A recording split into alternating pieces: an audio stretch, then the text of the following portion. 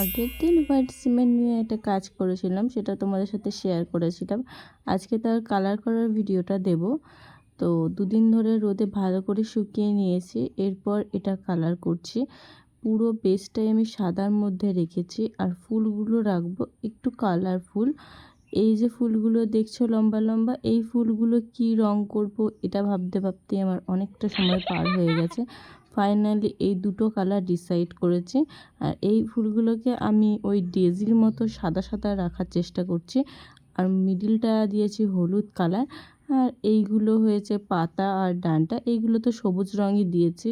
কিন্তু এই সব কিছু দেবার পর হঠাৎই আমার মনে হচ্ছিল কেমন যেন ফাঁকা ফাঁকা লাগছে। তো সাদা রঙের মধ্যে একটু হালকা স্কাই কালার মিক্স করেছি।